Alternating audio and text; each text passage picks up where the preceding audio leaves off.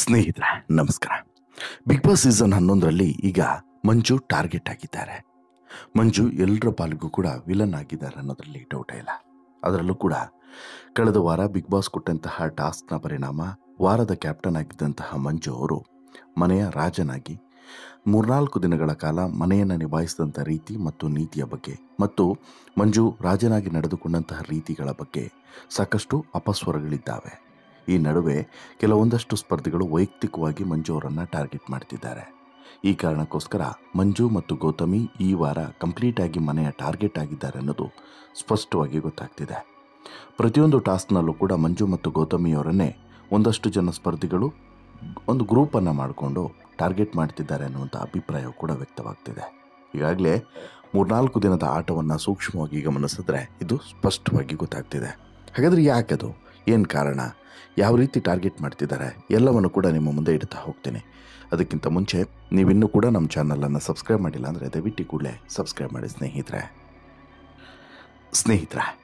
Big boss season 11ರ 10ನೇ ವಾರದ ಈ ಆಟ ಇದೆಯಲ್ಲ, ಸ್ವಲ್ಪ ರೋಚಕತೆಯನ್ನು ಹೆಚ್ಚಿಸ್ಕೊಳ್ತಿದೆ ಮತ್ತು ಕಾವು ಕೂಡ ಹೆಚ್ಚಾಗಿದೆ.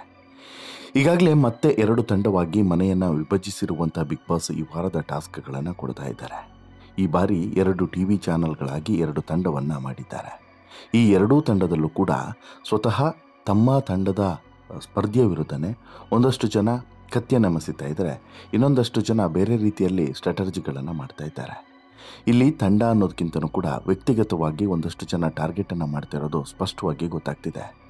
ಒಂದು ಗ್ರೂಪನ್ನು ಮಾಡಿಕೊಂಡು ಆ ಗ್ರೂಪ್ ಮೂಲಕನೂ ಕೂಡ ಒಂದಷ್ಟು ಸ್ಪರ್ಧಿಗಳನ್ನು ಟಾರ್ಗೆಟ್ ಮಾಡ್ಕೊಂಡು ಬಂದಿದ್ದಾರೆ. ಇದುವರೆಗೂ ಕೂಡ ಅದೇ ರೀತಿ ನಡೆದಿದ್ದು, ಈಗ ಈ ಟಾರ್ಗೆಟ್ ಮಾಡುವಂತಹ ಪ್ರಯತ್ನ ಇನ್ನೊಂದು ಹಂತಕ್ಕೆ ತಲುಪಿದೆ. ಜೊತೆಗೆ ಇನ್ನೇನು ಜಾಸ್ತಿ ವಾರಗಳು ಕೂಡ ಬಿಗ್ ಬಾಸ್ ನಡೆಯೋದಿಲ್ಲ. ಈ ಹಂತದಲ್ಲಿ ಪ್ರಮುಖವಾಗಿ ತಮಗೆ ಎದುರಾಳಿ ಆಗಬಲ್ಲಂತಹ ಸ್ಪರ್ಧೆಯನ್ನು ಮತ್ತು ತಮಗೆ ಇಲ್ಲಿವರೆಗೆ ತುಂಬ ಕಾಟ ಕೊಟ್ಟಂಥ ಸ್ಪರ್ಧೆಯನ್ನು ಟಾರ್ಗೆಟ್ ಮಾಡೋದಕ್ಕೆ ಈಗ ಶುರು ಮಾಡಿದ್ದಾರೆ. ಅದರಲ್ಲೂ ಕೂಡ ಬಿಗ್ ಬಾಸ್ ಮನೆಯ ಸ್ಟ್ರಾಂಗ್ ಸ್ಪರ್ಧಿ ಅಂತೇಳಿ ಕರೆಸ್ಕೊಂಡಿರುವಂಥ ಮತ್ತು ಒನ್ ಆಫ್ ದಿ ಫೈನಲಿಸ್ಟ್ ಆಗೇ ಆಗ್ತಾರೆ ಅನ್ನುವಂಥ ದೃಢ ವಿಶ್ವಾಸವಿರುವಂತಹ ಉಗ್ರ ಮಂಜು ಅವರನ್ನು ಬಿಗ್ ಬಾಸ್ ಮನೆಯ ಇತರ ಸ್ಪರ್ಧಿಗಳು ಟಾರ್ಗೆಟ್ ಮಾಡ್ತಿದ್ದಾರೆ ಅನ್ನೋದು ಗುಟ್ಟಾಗಿ ಉಳಿದಿರುವಂಥ ವಿಚಾರ ಏನಲ್ಲ. ಈಗಾಗಲೇ ಮೋಕ್ಷಿತಾ ಇರ್ಬೋದು, ಐಶ್ವರ್ಯ ಇರ್ಬೋದು, ಜೊತೆಗೆ ಧನ್ರಾಜ್ ಆಚಾರ್ಯ ಇರ್ಬೋದು, ಹಾಗೆಯೇ ಇನ್ನುಳಿದಂಥ ಸ್ಪರ್ಧಿಗಳಿರ್ಬೋದು, ಪ್ರಮುಖವಾಗಿ ರಜತ್, ಇವರೆಲ್ಲರೂ ಕೂಡ ಸೇರಿಕೊಂಡು ಈಗ ಮಂಜುವನ್ನು ಟಾರ್ಗೆಟ್ ಮಾಡ್ತಿದ್ದಾರೆ. ಇದ್ರ ಜೊತೆಗೆ ಗೌತಮಿಯು ಕೂಡ ಸೇರಿಕೊಂಡಿದ್ದಾರೆ. ಕಳೆದ ವಾರ ಮಹಾರಾಜ ಟಾಸ್ಕ್ನಲ್ಲಿ ಮಂಜು ಮತ್ತು ಗೌತಮಿ ನಡೆದುಕೊಂಡಂಥ ರೀತಿಯೇ ಈ ವಾರ ಪ್ರಮುಖವಾದಂಥ ಕಾರಣವಾಗಿದೆ. ಈ ಕಾರಣವನ್ನೇ ಇಟ್ಕೊಂಡು ಮನೆಯ ಎಲ್ಲ ಸದಸ್ಯರು ಕೂಡ ಇವರಿಬ್ಬರನ್ನೇ ಟಾರ್ಗೆಟ್ ಮಾಡ್ತಿದ್ದಾರೆ ಅನ್ನೋದು ಸ್ಪಷ್ಟವಾಗಿ ಮೇಲ್ನೋಟಕ್ಕೆ ಗೊತ್ತಾಗ್ತಿದೆ.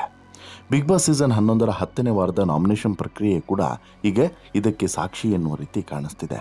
ಇದಕ್ಕಾಗಿ 66ನೇ ದಿನ ಮನೆಯ ಕ್ಯಾಪ್ಟನ್ ಧನ್ರಾಜ್ಗೆ ಬಿಗ್ ಬಾಸ್ ವಿಶಿಷ್ಟವಾದಂಥ ಟಾಸ್ಕ್ ಒಂದನ್ನು ಕೊಡ್ತಾರೆ.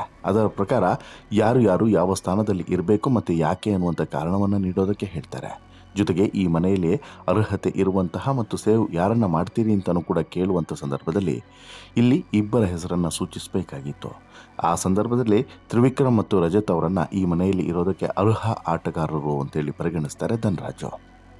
ಮಿಕ್ಕಂತೆ ನಾಮಿನೇಷನಲ್ಲಿ ಶಿಶಿರ್ಗೆ ಮೊದಲ ಸ್ಥಾನ, ಹನುಮಂತನಿಗೆ 2ನೇ ಸ್ಥಾನ, ನಂತರ ಕ್ರಮವಾಗಿ ಐಶ್ವರ್ಯ, ಸುರೇಶ್, ಚೈತ್ರ, ಮೋಕ್ಷಿತಾ, ಗೌತಮಿ, ಮಂಜು, ಭವ್ಯಗೌಡ, ಹೀಗೆ 9 ಸ್ಥಾನಗಳನ್ನು ಕೊಡ್ತಾರೆ. ಅಂದರೆ ಈ ಹಂತದಲ್ಲಿ ಇವರೆಲ್ಲರೂ ಕೂಡ ಮನೆಯಿಂದ ಹೊರಗಡೆ ಹೋಗಬಹುದು ಅಥವಾ ಈ ಸಂದರ್ಭದಲ್ಲಿ ಈ ಸ್ಥಾನದಲ್ಲಿ ಇದ್ದಾರೆ ಇವರು ಅಂತೇಳಿ.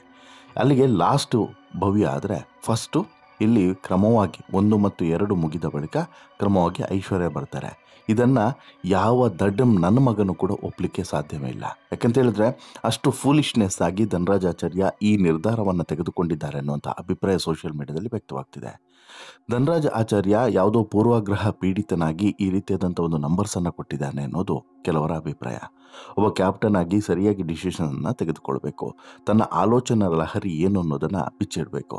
ಇವತ್ತೋ ನಾಳೆನೋ ಧನ್ರಾಜ್ ಆಚಾರ್ಯ ಬಿಗ್ ಬಾಸ್ ಮನೆಯಿಂದ ಹೊರಗಡೆ ಹೋಗುವಂಥ ಚಾನ್ಸಸ್ ಇರುವಂಥ ಸಂದರ್ಭದಲ್ಲಿ ಈ ರೀತಿಯಾದಂಥ ನಂಬರ್ಸ್ ಕೊಟ್ಟು ಹೊರಗಡೆ ವೀಕ್ಷಕರ ಒಂದು ನಿಂದನೆಗೂ ಕೂಡ ಗುರಿಯಾಗುವಂಥ ಸಾಧ್ಯತೆ ಇದೆ ಅನ್ನೋದು ಸ್ಪಷ್ಟವಾಗಿ ಗೊತ್ತಾಗ್ತಿದೆ.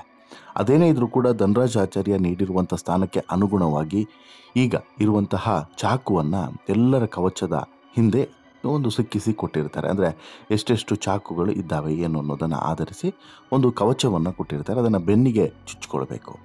ಆ ನಂತರ ಬಿಗ್ ಬಾಸ್ ಸೂಚಿಸಿದಂಥ ವ್ಯಕ್ತಿ ಯಾವ 2 ಸದಸ್ಯರನ್ನು ನಾಮಿನೇಟ್ ಮಾಡ್ತೀರಿ ಎಂದಾಗ ಯಾವ ವ್ಯಕ್ತಿಯ ಚಾಕುವನ್ನು ತೆಗಿತಾರೆ ಅಲ್ಲಿಗೆ ಆತ ಸೇಫ್ ಆಗ್ತಾನೆ ಅಥವಾ ಸೇಫ್ ಆಗ್ತಾನೆ, ಸೇವ್ ಅನ್ನೋದಕ್ಕಿಂತಲೂ ಕೂಡ ಸೇಫ್ ಆಗ್ತಾನೆ, ಅಂದರೆ ಒಂದು ಚಾಕು ಕಡಿಮೆ ಆಗುತ್ತಲ್ಲ. ನಂತರ ಈಗ ನಾಮಿನೇಟ್ ಮಾಡುವಂತಹ ವ್ಯಕ್ತಿಯ ಕವಚಕ್ಕೆ ಆ ಚಾಕುವನ್ನು ಚುಚ್ಚಬೇಕು. ಯಾಕೆ ಹೊರಗಡೆ ಹೋಗಬೇಕು ಮತ್ತು ಯಾಕೆ ಈ ಮನೆಯಲ್ಲಿ ಇರೋದಕ್ಕೆ ಅರ್ಹನಲ್ಲ ಅನ್ನುವಂಥ ಕಾರಣವನ್ನು ಕೂಡ ಕೊಡಬೇಕು. ಜೊತೆಗೆ ಯಾಕೆ ಹೊರ ಹೋಗೋದಕ್ಕೆ ಆತ ಅರ್ಹನಲ್ಲ ಅನ್ನೋದನ್ನು ಕಾರಣವನ್ನು ಕೂಡ ಕೊಡಬೇಕು. ಈ ಪ್ರಕ್ರಿಯೆಯಲ್ಲಿ ಅನೇಕರು ಕಳೆದ ವಾರ ಮಹಾರಾಜ ಟಾಸ್ಕ್ನಲ್ಲಿ ಮಂಜು ಮತ್ತು ಗೌತಮಿ ಅವರು ನಡೆದುಕೊಂಡಂಥ ರೀತಿಯನ್ನೇ ಪ್ರಮುಖ ಕಾರಣವನ್ನಾಗಿಟ್ಟು ಟಾರ್ಗೆಟನ್ನು ಮಾಡ್ತಿದ್ದಾರೆ. ಮಂಜು ಅವರು ಗೌತಮಿ ಅವರ ವಿಚಾರದಲ್ಲಿ ಪಕ್ಷಪಾತ ಮಾಡಿದ್ದಾರೆ, ಟಾಸ್ಕನ್ನು ವೈಯಕ್ತಿಕವಾಗಿ ತೆಗೆದುಕೊಂಡಿದ್ದಾರೆ ಅನ್ನೋದು ಮನೆಯವರ ನಿಲುವು. ನೋ ಡೌಟು, 100% ಅದು ಸತ್ಯನೂ ಕೂಡ. ಸುದೀಪ್ ಅವರು ಅದನ್ನು ಹೇಳಿದರು.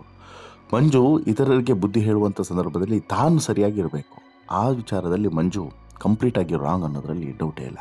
ಹಾಗೆಂದ ಮಾತ್ರಕ್ಕೆ ಮಂಜುವನ್ನು ಇಡೀ ಮನೆ ಸದಸ್ಯರು ಟಾರ್ಗೆಟ್ ಮಾಡಿರೋದು ಯಾವ ಉದ್ದೇಶಕ್ಕೆ ಹೇಳ್ತಾ ಹೋಗ್ತೀನಿ ನೋಡಿ. ಬಿಗ್ ಬಾಸ್ ಮನೆಯಲ್ಲಿ ಯಾರು ಕಳಪೆ ಅನ್ನೋದನ್ನು ತೀರ್ಮಾನಿಸುವಂಥ ಟಾಸ್ಕ್ನಲ್ಲಿಯೂ ಕೂಡ ಗೌತಮಿ ಮತ್ತು ಮಂಜು ಅಗ್ರಸ್ಥಾನದಲ್ಲಿ ಇದ್ದರು. ಮೊದಲು ಐಶ್ವರ್ಯ ಶಿಂದೋಗಿ ಅವರು ಮಂಜು ಮತ್ತು ಗೌತಮಿ ಅವರ ಬೆನ್ನಿಗೆ ಚೂರಿ ಹಾಕೋದ್ರ ಮೂಲಕ ನಾಮಿನೇಟನ್ನು ಮಾಡಿದರು. ಇದು ಐಶ್ವರ್ಯ ಮತ್ತು ಮಂಜು ನಡುವೆ ದೊಡ್ಡ ಕಾಳಗಕ್ಕೆ ಕಾರಣವಾಯಿತು. ಇದಾದ ಬಳಿಕ ಇದು ಎಲ್ಲಿವರೆಗೆ ಕರ್ಕೊಂಡೋಯ್ತು ಅಂತ ಹೇಳಿದ್ರೆ ಸುಮಾರು ಒಂದು ಅರ್ಧ 1 ಗಂಟೆಗಳ ಕಾಲ ಈ ಚರ್ಚೆ ನಡೀತು ಐಶ್ವರ್ಯ ಮತ್ತು ಮಂಜು ನಡುವೆ. ಐಶ್ವರ್ಯಳಿಗೆ ಹಿಗ್ಗಾಮುಗ್ಗ ಮಂಜು ಜಾಡಿಸೋಕೆ ಶುರು ಮಾಡ್ತಾಳೆ. ಐಶ್ವರ್ಯನೂ ಕೂಡ ಏನು ಕಡಿಮೆ ಇಲ್ಲ, ತನ್ನ ಕಿರುಚಲು ಧ್ವನಿಯ ಮೂಲಕ ಮಂಜುಗೆ ತಿರುಗೇಟನ್ನು ಕೊಡುವಂಥ ಪ್ರಯತ್ನವನ್ನು ಮಾಡ್ತಾಳೆ. ಕೆಲವೊಂದಷ್ಟು ಡ್ರಾಮಾವನ್ನು ಕೂಡ ಮಾಡ್ತಾಳೆ ಸಹಜವಾಗಿ. ಆದರೆ ಇಲ್ಲಿ ಐಶ್ವರ್ಯ ತನ್ನ ಇನ್ನೊಂದು ಮುಖವಾಡವನ್ನು ಈ ಮೂಲಕ ತೆರೆದಿಟ್ಟಿದ್ದಾಳೆ. ನಾಮಿನೇಷನ್ನಿಂದ ಈಗಷ್ಟೇ ಬಚಾವಾಗಿರುವಂಥ ಐಶ್ವರ್ಯ ತಾನು ಮನೆಯಲ್ಲಿ ಇರುವಂಥ ಕಾರಣ ಏನು ಮತ್ತು ಯಾವ ರೀತಿ ಇರಬೇಕು ಅನ್ನೋದನ್ನು ಮತ್ತೆ ಮರೆತಂತೆ ಕಾಣಿಸ್ತಿದೆ. ಎಲ್ಲೋ ಒಂದು ಕಡೆ ವಾಯ್ಸ್ ಕಡಿಮೆ ಆಗಿತ್ತು, ಬಟ್ ವಾಯ್ಸ್ ರೈಸ್ ಆಗಿರೋದು ಖುಷಿಯ ವಿಚಾರ. ಹಾಗೆಂದ ಮಾತ್ರಕ್ಕೆ ಐಶ್ವರ್ಯ ಸಿಲ್ಲಿ ರೀಸನನ್ನು ಕೊಟ್ಟಿದ್ದು ಮಂಜು ಅಭಿಮಾನಿಗಳಿಗೆ ಬೇಸರವನ್ನು ತಂದಿರಿಸಿದೆ ಅಂತ ಹೇಳಿದ್ರೆ ಸುಳ್ಳಾಗಲ್ಲ. ಇದು ಐಶ್ವರ್ಯಗೆ ಮುಂದೆ ಮುಳುವಾದರೂ ಕೂಡ ಅಚ್ಚರಿ ಏನಿಲ್ಲ.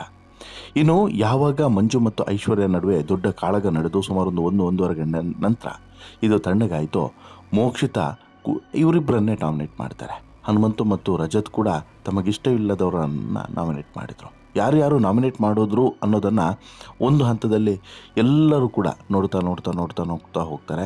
ಇನ್ನುಳಿದವರು ಇವತ್ತು ಅಂದರೆ ಈ ಸಂಚಿಕೆಯಲ್ಲಿ ನಾಮಿನೇಟ್ ಮಾಡ್ತಾರೆ. ನಿನ್ನೆ ಅಲ್ಲಿವರೆಗೆ ಕೆಲವರು ಮಾತ್ರ ನಾಮಿನೇಟನ್ನು ಮಾಡಿದ್ದಾರೆ. ಮೋಕ್ಷಿತಾ ಒನ್ಸ್ ಅಗೇನ್ ಅದೇ ರೀಸನನ್ನು ಕೊಡ್ತಾರೆ.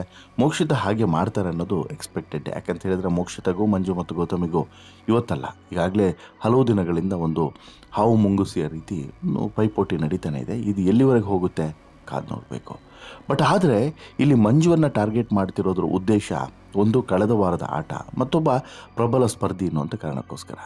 ಆನಂತರ ಯಾರ ಜೊತೆಗೂ ಕೂಡ ರಾಜಿ ಮಾಡಿಕೊಳ್ಳದಂಥ ಆಟವನ್ನು ಮಂಜು ಇಲ್ಲಿವರೆಗೂ ಕೂಡ ಆಡ್ಕೊಂಬಂದಿದ್ದಾರೆ. ಗೌತಮಿ ಬಿಟ್ಟರೆ ಬೇರೆ ಯಾರ ಜೊತೆಗೂ ಕೂಡ ಹೆಚ್ಚು ಕ್ಲೋಸ್ ಕೂಡ ಇಲ್ಲ ಮಂಜು. ಯಾರನ್ನೇ ಆದರೂ ಕೂಡ ಎಲ್ಲೆಲ್ಲಿ ಇಡಬೇಕು ಅಲ್ಲಲ್ಲೇ ಇಡುವಂತಹ ಮತ್ತು ನೇರ ಮತ್ತು ದಿಟ್ಟವಾಗಿ ಮುಖಕ್ಕೆ ಹೊಡೆಯೋಂಗೆ ಮಾತಾಡೋದ್ರಲ್ಲಿ ಮಂಜು ಎತ್ತಿದ ಕೈ. ಇದು ಬಹುಶಃ ಮಂಜುಗೆ ಎಲ್ಲೋ ಒಂದು ಕಡೆ ಹೊಡೆತವನ್ನು ಕೊಡ್ತಾ ಇದೆ. ಇನ್ನು ಗೌತಮಿ ಜೊತೆಗಿನ ಅತಿಯಾದಂಥ ಸ್ನೇಹವು ಕೂಡ ಮಂಜುಗೆ ಮುಳುವಾಗ್ತಿದೆ ಅಂತ ಹೇಳಿದ್ರು ಕೂಡ ಸುಳ್ಳಲ್ಲ. ಯಾಕಂತ ಹೇಳಿದ್ರೆ ಕೆಲವೊಂದು ಸಂಬಂಧಗಳು ಅಥವಾ ಕೆಲವೊಂದು ಸ್ನೇಹಗಳು ಎಲ್ಲಿರಬೇಕು ಅಲ್ಲೇ ಇರಬೇಕು, ಎಷ್ಟಿರಬೇಕು ಅಷ್ಟೇ ಇರಬೇಕು. ಅತಿ ಆದರೆ ಅಮೃತನೂ ಕೂಡ ವಿಷಯ ಅಲ್ವಾ, ಹಾಗೆ ಇಲ್ಲೂ ಕೂಡ ಹಾಗೆ ಅನ್ನಿಸ್ತಿದೆ. ಬಹುಶಃ ಗೌತಮಿಯ ಮುಖವಾಡವನ್ನು ತೆರೆದಿರ್ತೀನಿ ಅಂತೇಳಿ ಬಂದಂಥ ಶೋಭಾ ಶೆಟ್ಟಿ ಹೊರಗಡೆ ಹೋದ ಬಳಿಕ ಈಗ ಇದೇ ಗೌತಮಿಯ ಆಟ ಬಿಗ್ ಬಾಸ್ ಮನೆಯಲ್ಲಿ ಸದ್ದಿಲ್ಲದೆ ಬೇರೆದೇ ಹಂತಕ್ಕೆ ತಲುಪ್ತಿದೆ ಅನ್ನೋದಕ್ಕೆ ಸಾಕ್ಷಿ ಈಗ ಇವರಿಬ್ಬರನ್ನು ಕೂಡ ಟಾರ್ಗೆಟ್ ಮಾಡಿರುವಂಥದ್ದು. ಬಹುಶಃ ಮುಂದಿನ ದಿನಗಳಲ್ಲಿ ಇವರಿಬ್ಬರಲ್ಲೇ ಯಾರಾದರೂ ಒಬ್ಬರು ಹೊರಗಡೆ ಹೋಗ್ತಾರೋ ಅಥವಾ ಇವರಿಬ್ಬರು ಉಳ್ಕೊಂಡು ಇವರನ್ನು ಯಾರು ಟಾರ್ಗೆಟ್ ಮಾಡಿದಾರೋ ನೋಡಿ, ಅವರಿಗೆ ನೀರು ಕುಡಿಸುವಂಥ ಕೆಲಸವನ್ನು ಮಾಡ್ತಾರಾ, ಅದು ಕಾದು ನೋಡಬೇಕು. ಬಟ್ ನಿಮಗೆ ಅನಿಸುತ್ತೆ ಸ್ನೇಹಿತರೆ, ಮಂಜು ಮತ್ತು ಗೌತಮಿಯನ್ನು ಈ ಪರಿ ಟಾರ್ಗೆಟ್ ಮಾಡ್ತಿರೋದ್ರ ಬಗ್ಗೆ ನಿಮ್ಮ ಅಭಿಪ್ರಾಯ ಏನು? ದಯವಿಟ್ಟು ಕಮೆಂಟ್ ಮಾಡಿ ತಿಳಿಸಿ. ಜೊತೆಗೆ ಈ ಸ್ಟೋರಿ ಇಷ್ಟ ಆಯಿತು ಅಂತ ಹೇಳಿದ್ರೆ ಲೈಕ್ ಮಾಡಿ, ಶೇರ್ ಮಾಡಿ, ಚಾನಲ್ಗೆ ಸಬ್ಸ್ಕ್ರೈಬ್ ಆಗೋದನ್ನು ಮರಿಬೇಡಿ. ಧನ್ಯವಾದ.